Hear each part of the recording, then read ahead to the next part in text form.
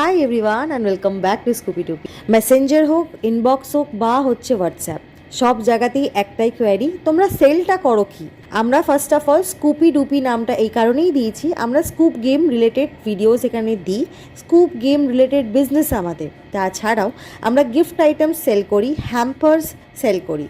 তোমরা যেই আইটেমসগুলো এখন স্ক্রিনে দেখতে পাচ্ছ সেই আইটেমসগুলো দিয়েই আমরা premium to affordable gift hampers ready করি।